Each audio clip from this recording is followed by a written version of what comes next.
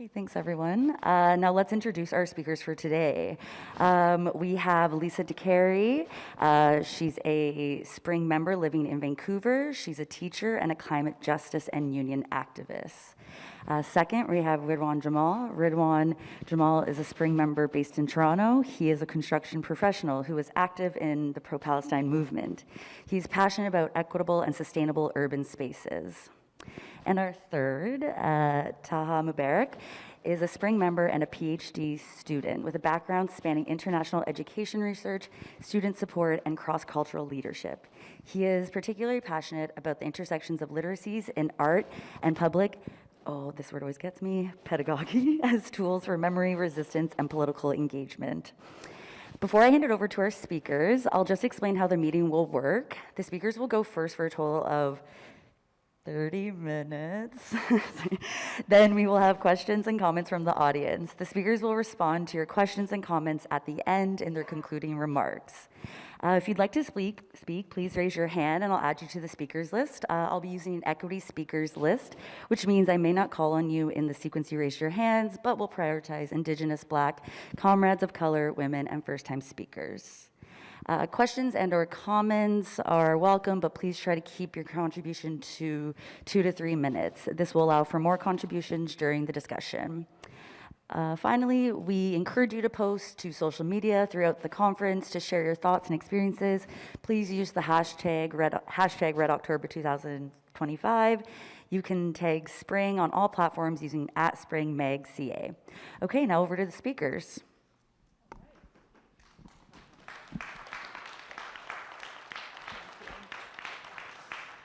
Thanks so much, Barnes. Thank you, everybody, for coming. Looks like a good-sized crowd. That's fantastic. I'd like to start our talk by spending just a few minutes on why we thought it's so important to talk about what a future socialist society would look like. You may have heard the saying that it's easier to imagine the end of the world than the end of capitalism. I think that's true, even for dyed-in-the-wool socialists like probably the ones in this room today. It's so hard because of how capitalism really imprisons your imagination, and it makes it hard to even dream about what a society based on human need instead of profit would look like. In fact, I think one of the few places where we do see an imagining of a potential egalitarian post-capitalist world is in science fiction. And I think, right? Yeah. Shout out to the science fiction fans. And I think it's telling that we need to imagine a world on another planet or hundreds of years in the future just to imagine one that could exist without capitalism. So of course, there's no blueprint for exactly what this post-capitalist, democratically run socialist society would look like. That's going to be determined by those workers who make that happen. But there still are some things we can say, obviously, otherwise this panel wouldn't be happening. So we're hoping to divide our presentation roughly into 3 parts. My comrades are going to talk a little bit about the present and why capitalism sucks. And then we'll just, each of us, share some historical examples that are really inspiring. And we think show some of the inspiring transformations workers have been able to achieve in times of revolution, and even in some protest movements that weren't necessarily revolutionary. And then finally, the 3 of us will each talk about some of our conceptions of a socialist future. So Ridwan, to you. Thank you, Lisa. So why does life under capitalism suck? It is because society is organized to generate profit for a minority of people. They create their profit through exploitation of the workers and by selling their goods in the market. Sure, they might provide a hammock for you, but the ruthless efficiency of the market dictates everything, which leads to intense competition and a feeling like we have no control over our lives. It impoverishes the people and it makes us worse people. Capitalism makes us disconnected from our family, friends, make us ruder, impatient, more gluttonous, and misogynistic. Capitalism cannot be fixed. It is working the way that it is designed to do. We need a new system, one that is about putting people first, not profit. That system is socialism. Socialism is when the workers control the means of production, By the workers controlling the means of production, it gives them control on how and what they produce. This means that production will no longer be dictated by the market, creating a real democracy where the people have control over the resources in society, ensuring that people are at the center of society, not profit. So socialism is not just about distribution of resources or just about state control of industries. It is about the pre-distribution of resources at the point of production. There is no doubt that it will bring with it a new set of challenges, but it will also bring with it a new set of opportunities, as well as we will discuss later in the talk. All right, thank you so much, Lisa and Ridwan. So just by a raising of hands, raise your hand if you've ever watched a TV show or a movie where an apocalyptic society becomes a reality and everything is chaos. Okay. I'm so glad we're not lying. Okay, now raise your hand if you believe you're being fairly compensated for your labor. Okay, no one, okay. Raise your hand if you feel good about the way climate is changing. Oh, I thought that was a hand raise, but you were just fixing your glasses, okay. And finally, raise your hand if you think capitalism is truly working well for you and for your loved ones. Great. So it seems like you're at the right talk today because this is exactly how we feel as well. And honestly, there's a reason why you're bombarded with this apocalyptic, version of future in our media. This is because there is a concerted effort to really narrow our imagination because that's dangerous, right? Our imagination is narrowed and all we're told to see is chaos, collapse, struggle. But what we need and what the world needs is to reclaim our ability to imagine something better. A socialist future that is fairer, more equal, and more humane. Now, it's not easy to do, especially in the world that we live in today, but it is necessary to do. So we have to allow ourselves to try to picture a world where we actually want to fight for and build better things. With that in mind, in the next section of this talk, we're going to look at some recent, not so distant examples from over the last few years and also the 1900s. The 1900s. But we want to share these examples with you because one of the biggest barriers that we believe exists to imagining a better future is a deep lack of trust in ordinary people's ability to actually organize, build, lead. And we're always taught that, even if history shows you that workers and organizers and everyday citizens have always been the engines of change, you're just told, you know what, we actually need to let other people do the work. We need to let these people that are supposedly experts or politicians, they know better. So we struggle today in part because that's what we've been told again and again, that only others can build that better world. But if we look back, and as we will very soon, you will see that there is and are examples everywhere. There is proof everywhere that we can and we already have done that. So let's get into it, Lisa. Thanks, Tuaha. So this isn't a super recent example, but I think it's the most inspiring one. I want to look back at the Russian Revolution for a moment. So imagine it's 1917, you live in Russia, there are hardly any cars, people get around by horseback. There's no internet, obviously, and Russia is a backwards agrarian society. There's not that much industrialization yet, the working class is small. But in 1917, as we know, the workers did something no one had ever done before. They didn't just overthrow the Tsar, they overthrew capitalism itself. And they didn't set out actually to make a socialist revolution. Their initial demands of bread, peace, and land were hardly revolutionary. No one expected really revolution to happen in Russia before other countries. So the worker state in the revolution made some really amazing, sweeping, progressive changes. They adopted an amazing land reform program and instituted a system of radical participatory democracy in the Soviets, which were bodies made of elected delegates from the workers' councils based in the factories. And the Soviets really formed the basis of a type of democracy that is so different from what we call democracy today. That's, I think, hard for us to imagine.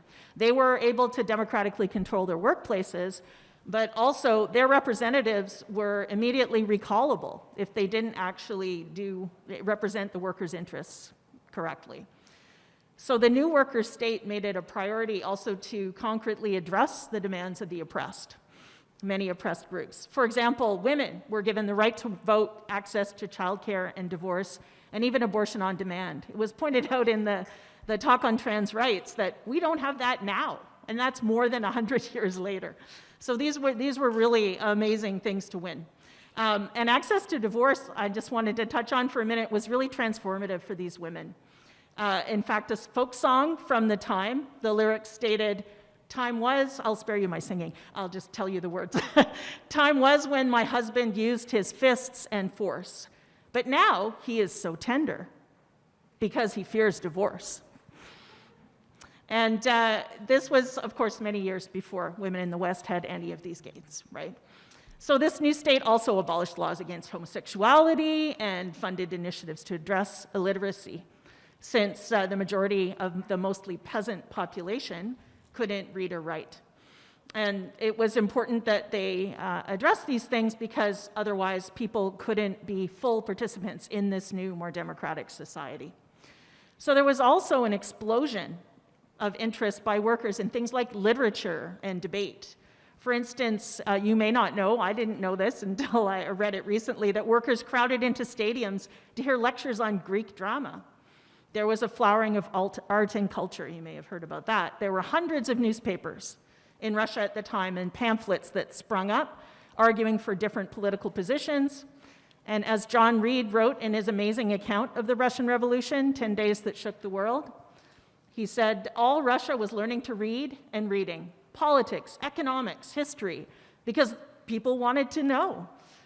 In every city and most towns along the front at the war, each political faction had its newspapers, sometimes several newspapers. The thirst for education, so long thwarted, burst with the revolution into a frenzy of expression. Russia absorbed reading matter like hot sand drinks water, insatiable. Of course, we know the gains of the revolution were sadly short-lived, lasting only a few years until Stalin consolidated his power, and progressive reforms then were overturned. But I don't think that should diminish what was gained in the Russian Revolution, just because those ended up being lost. That's still the most dramatic example that we have of how workers can make amazing progressive changes when they come to power. And I'll hand it off to you, Ridwan. Thanks, Lisa. The echoes of the Russian Revolution can also be found almost 100 years later at Tahrir Squares. In Tahrir Square for 18 days, millions of people from all walks of life occupied the space, chanting bread, freedom, and social equality. In the book In Cairo, My City, Our Revolution, Egyptian novelist Ahdad Suaif wrote, "We are fortunate, the world is fortunate that we had the Tahrir days, that for 18 days we lived the dream, and so we know absolutely that life can be that dream." Before the revolution, Tahrir Square was a roundabout in the heart of downtown Cairo, which was heavily cordoned off by the police. At the same time, it was populated with a lot of working class people that are trying to eke out a living, such as street vendors, impoverished civil servants, shopkeepers, and workers in the tourism industry.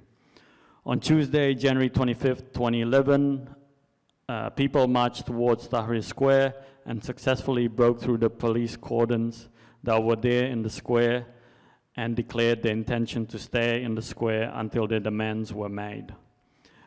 In the days following the taking of the square, the city was attacked and plundered by the government-backed thugs. In response, communities in Cairo created bottom-up neighborhood watches to protect themselves. However, in the square itself, the watch went beyond the security of the square. It became a garbage collection scheme, a medical center, and food distribution. The garbage collection scheme was so successful the people within the square remarked that they have never seen the square so clean. The infrastructure included posting signs that say cleanliness is half a faith to remind everyone of their collective responsibility for that space. And people accepted that responsibility. To solve the issues of electricity, they have to remove class biases that previously existed within their society. The upper members of the pre-revolution society had to work together with the street vendors who had the experience of encroaching that space. So the engineers worked together with the vendors to provide electricity to the square by tapping the lampposts. People developed mutual respect with one another. This showed up in things like Christians protecting Muslims while they were praying, and vice versa. Respect leads to discussion between feminists and religious professors, which was unheard of before the revolution. The revolution also sparked the imagination. Street art flourished everywhere throughout Cairo. It was seen as a way to take ownership of the street and the private spaces that were once off limits to a lot of people before the revolution. It celebrated the achievements of the people and what they did. It was also there to remind people that the revolution was ongoing.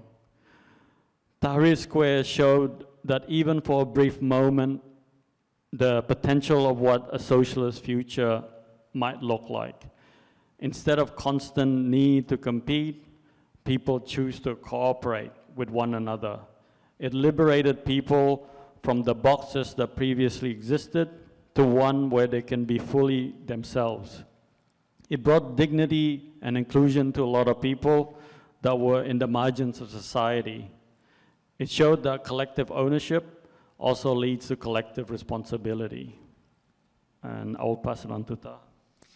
Thank you, Lisa and Ridwan. And for the final example we wanted to share was, in the spring of 2024, not that long ago, something very powerful happened that shook campuses around US, Canada, and the world. The encampments that were built for Palestine became spaces of care, defiance, and solidarity that dared to imagine a world beyond silence and complicity. On university lawns, in the shadow of buildings named and built by profiteers of wars and war criminals and slaveholders, students pitched tents and created something extraordinary. They created communities that were rooted in justice and collective power. These encampments were not just sites of protest. They were living, breathing blueprints for a society, a new society, one not organized around profit, but around people. If you think about it, even though these encampments began as a protest in response to, the escalating violence and genocide in Gaza, which continues to this day, they quickly grew into something bigger. They came to symbolize a movement that said enough to the machinery of exploitation and oppression. Students demanded that not only do their universities condemn the genocide, but that they divest entirely from weapons manufacturers. The students also demanded that corporations that are profiting off of occupation have no space on campus. And obviously, the students didn't just stop there because they built a community. I remember going to the encampment at University of Toronto and seeing how people were cooking food for each other. They were sharing that food. There were makeshift, libraries. Professors actually held classes there. And you also had medical tents where medical school students at U of T were providing counseling and medical care to students when they needed. This caring for each other in defiance of threats from administrators of the university, threats of suspension, arrest, expulsion, that didn't stop the students. They showed that solidarity is not just an abstract word, but it's a living practice. At night, you could hear, sometimes in the evening as well, across the tents, there were lectures and teach-ins on history and liberation, discussions on socialism, colonialism, decolonialism, resistance. We saw Jewish, Muslim, Black, Indigenous scholars, students, immigrants come shoulder to shoulder, debating, laughing, and protecting each other from the threats of Zionists and riot police. We also heard prayers, songs, signs, and joy, even in the face of violence. Like the Russian workers in 1917 and the Egyptian people in Tahrir Square, the encampments and the students there found power in their collective imagination. They refused to accept the administrator's vision of a world where profit somehow outweighs human life. And the world watched this happen, right? We all watched it. Some people called these students naive. Some people said that, they were not going to achieve anything. They're too radical.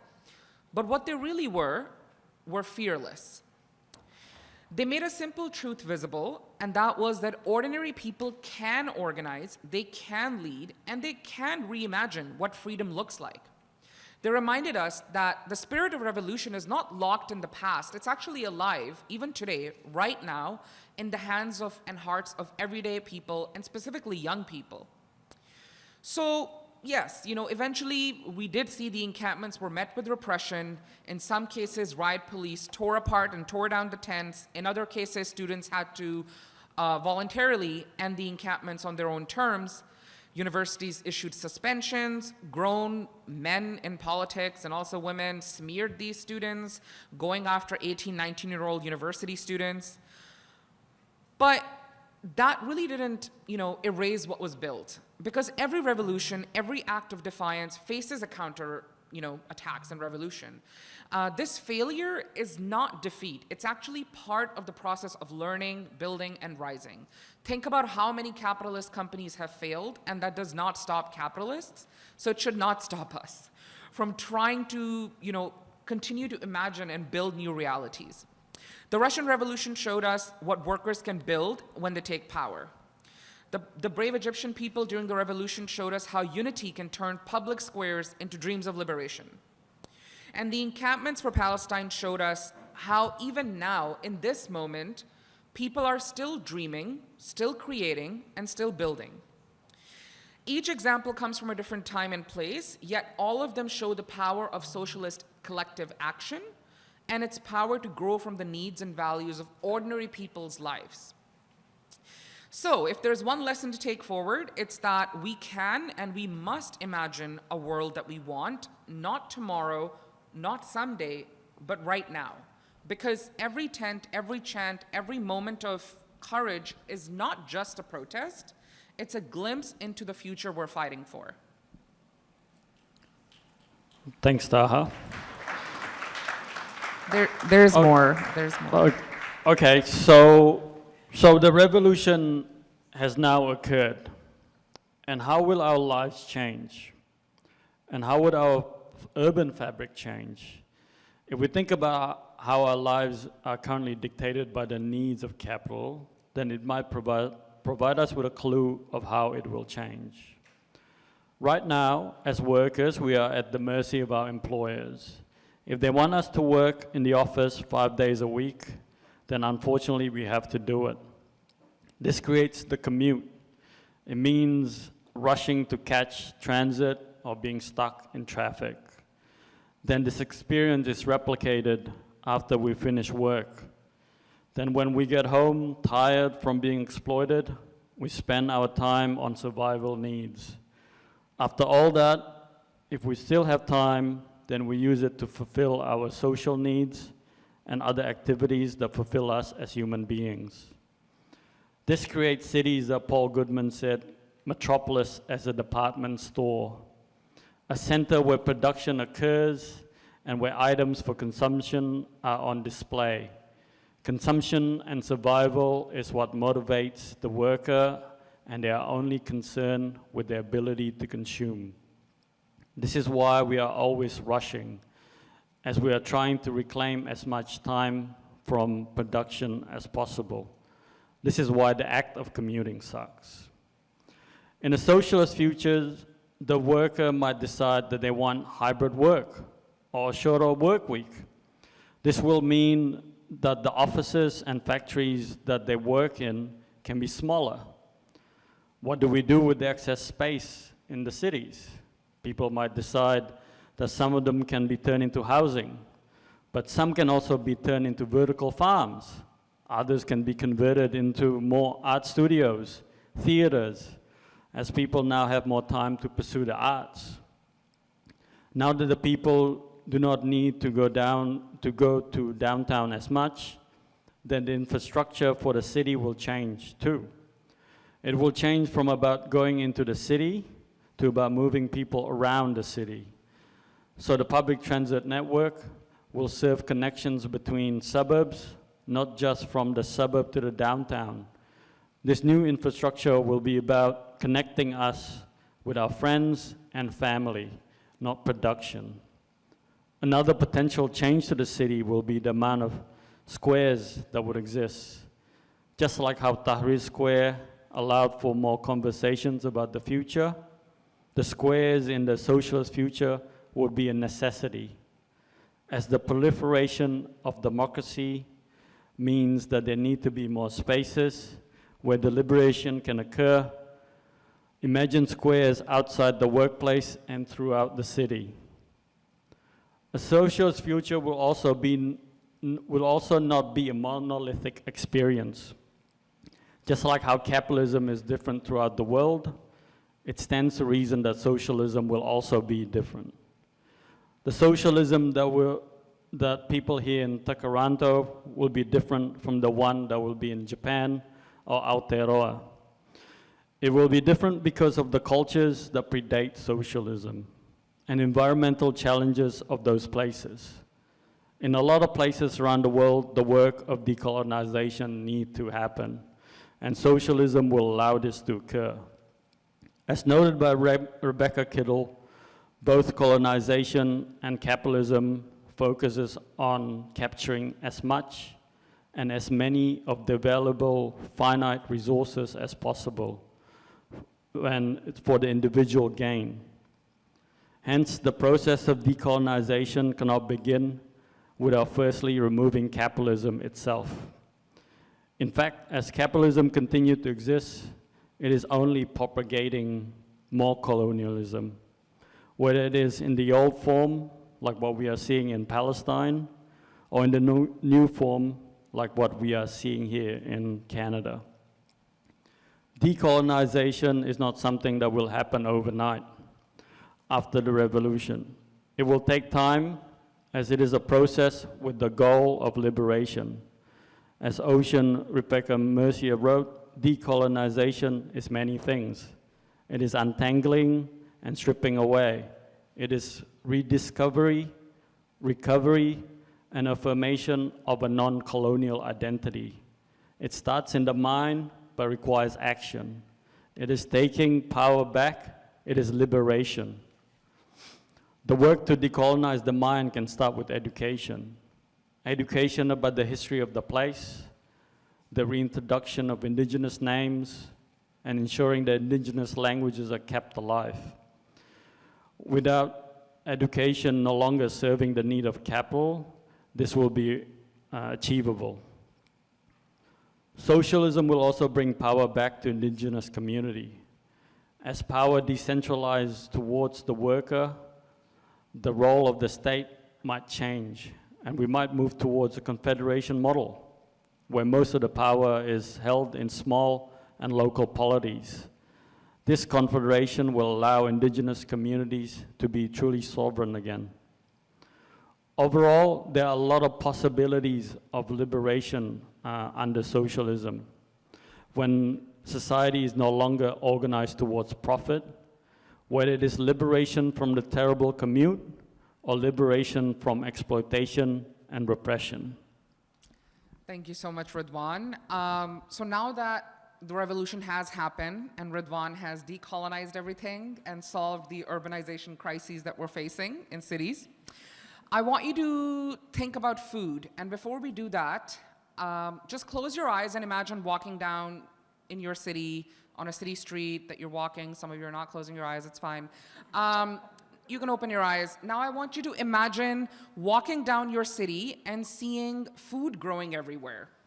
Vertical gardens, climbing brick walls, community kitchens that are buzzing with laughter, neighbors are chopping and cooking food together, sharing meals together. This really isn't a fantasy, even though it might seem like it. This is a socialist vision rooted in real history. And now that we're in this socialist future, that we're trying to pitch, you know, this is something that can actually take place. So when Soviet Union collapsed, Cuba lost access to its fuel, fertilizers, and machinery. And honestly, the island was facing a food crisis, and some even called it a starvation crisis could occur. So instead of collapsing into capitalist dependency, the Cuban people built something revolutionary.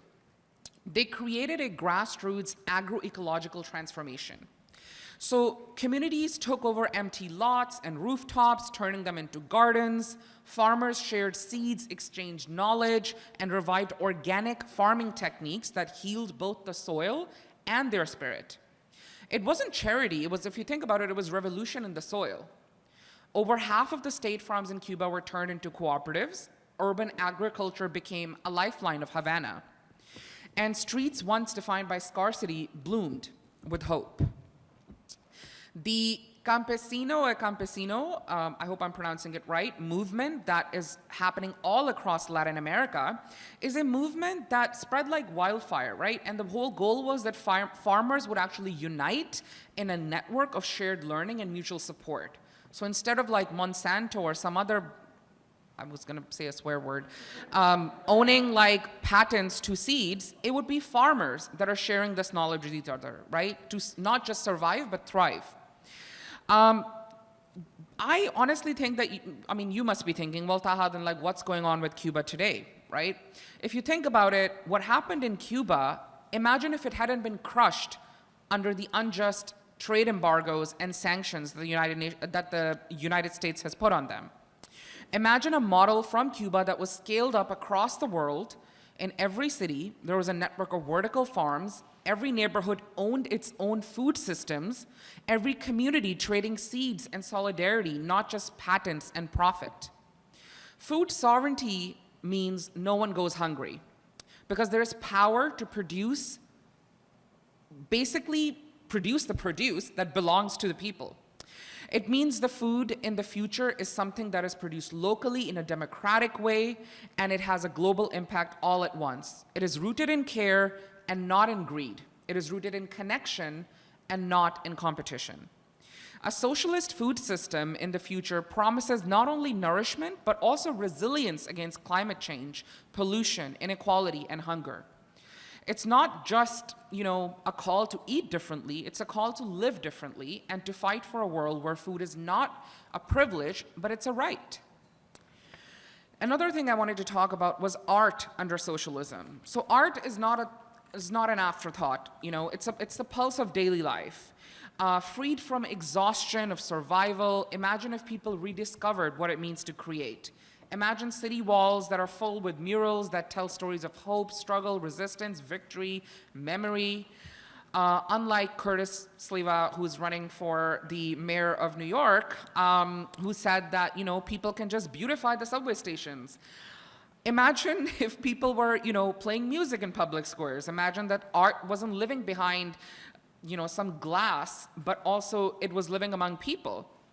And we've seen glimpses of this, correct? If you look at revolutionary Cairo that Ridwan talked about, murals spread like wildfire during the Arab Spring. You saw men and women and everybody in society, painting. And Ammar Abu Bakr, one of the revolutionaries, said that the revolution gave us walls that spoke. Those walls became living newspapers, places of remembrance and rebellion. So our vision of socialist art doesn't mean sterile propaganda or rigid realism. It's the art that breathes, people's own desires and invites participation. It's grandmothers sitting beside a graffiti artist, painting. It's children building sculptures in the park. It's musicians turning bus stops into stages. Just think about it. Think about it. Under capitalism, art is often silenced by poverty. How many of you remember going to an art class in school and just feeling so bored because all you were doing was painting like a vase of flowers or like a bowl of fruit? And it gets boring, right? But imagine under socialism, it becomes a fabric of life where art belongs to everybody and you're inspired to create. You have the time to create. And creativity can replace competition as a defining trait of humanity, which is what we've come to. And lastly, I do want to talk about employment, because that's a big thing. Tuaha, what are we going to do with all this time that we're going to have, with all this money that, we're not spending to go to space anymore? Sorry, Katy Perry. Socialism is not just bureaucracy. I promise you, it is not Soviet bureaucracy. It's not faceless state control. It's actually everyday democracy. So automation and technology under capitalism is feared because it threatens livelihoods. Under socialism, it can become liberation. So if machines take on dangerous and monotonous tasks so humans can reclaim their most precious resource, time, imagine a society where no one is chained to exhaustion, where work weeks are shorter, yet lives are fuller, where people devote their time to care and creativity, education, and renewal. As James Clark of Spring Magazine said in 2025, success is always conceived as a zero sum at the expense of others instead of mutual benefit. Under socialism, this logic collapses. Success is no longer one person's triumph over the other person. It becomes collective flourishing of all. And you must be wondering, the state or the government in this world, what does that look like? Well, it's not a hierarchy. It's more so a coordination tool. Decisions are made by those that live them: workers, neighbors, community councils. Power is participatory, not imposed. This is a world that we're daring to build and dream, where we dare to believe that life can be more than competition, that technology can actually serve humanity, and then creativity can flourish in every corner of our community. So let's be bold enough to imagine it and brave enough to start building it. And right here, right now, do it right now. Build people's confidence about doing something today. Lisa.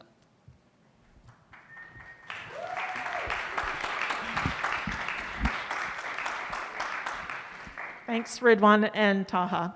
So I can see we have 5 minutes left, so that's good. That's about how much I have to say. So just to kind of reiterate, to imagine a socialist future, I think we really have to unshackle our brains from capitalism's way of looking at the world, as my comrades have mentioned. Rosa Luxemburg said, before a revolution happens, it's perceived as impossible. But after it happens, it is seen as having been inevitable.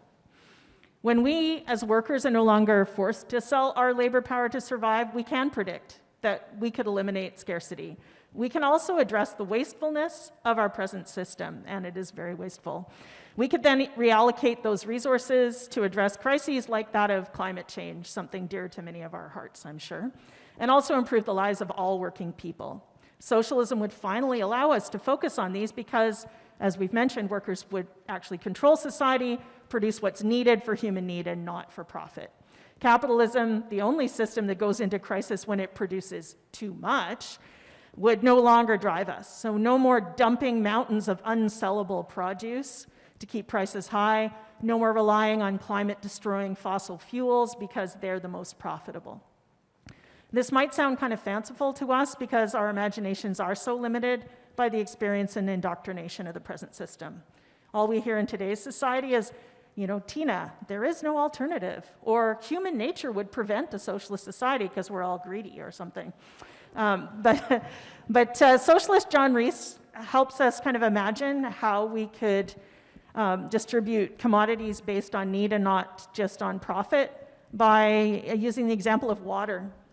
In the Global South, water is limited, access, and people have to pay for it. But in the Global North, it's totally different. It is literally on tap, and we pretty much get it for free. Of course, Indigenous communities, have shamefully not had it that way, but it could be on tap and free under capitalism. Under socialism, all commodities could be that way. They could all be free to everyone, distributed based on human need. And we can make that happen when we actually control our workplaces. It'll be much easier to plan for this and make it happen. Also, there's a critique that says that socialism says we'll have an abundant society, and so therefore we're ignoring ecological constraints. But that misses the point that under a democratically controlled society, workers could get rid of wasteful production. We wouldn't be making any more private jets, I could guess, and we would cut out wasteful spending on things like giant CEO salaries, military hardware that cost a fortune. And you probably know what needs to happen for climate. Revitalizing and expanding public transit could happen. Electrifying buses could happen in public buildings. All the things that climate NGOs have been calling for, right? And that could actually give us a chance to avert the coming climate catastrophe. You may have also heard that, oh, there's no way we could electrify, we could make our electrical grid carbon neutral. Actually, we have the technology already to do that. And we could do it within 10 years with current technology. We could do it even faster if we had access to the over $30 billion in annual subsidies that presently go to oil and gas, and that's just in Canada. So it's not a tech issue, it's a political issue, and we know this. So with all of us working these shorter hours and these shorter weeks, we would have time to make democratic decisions about how to change these things. Right? Workers could make those decisions. And the things we decided would actually happen, unlike the climate plans that our present governments make that never come to fruition. Of course, that has to be international. We can't fix climate change just in Canada. We know this, but we already knew that our socialism has to be international. So just to wrap up, today, my comrades and I have only had a chance to share with you such a tiny fraction of what we imagine food security, urban planning, art, and action on climate change could look like in a future socialist society. I'm sure all of you in this room can think of so many more examples, and I hope you will share those in the discussion, or whatever else you want to say, about what we could bring into being with creative human potential once it's released from the confines of our really inhuman and twisted system that we have under capitalism, a system that puts profits not just before human lives, but before really survival of our species. And I just want to end with a quote from the Workers' and Students' Revolt that you might have heard from France, 1968, where they said, pouvoir à l'imagination, power to the imagination. If we can imagine a better socialist future, then we can fight to achieve it. Thank you.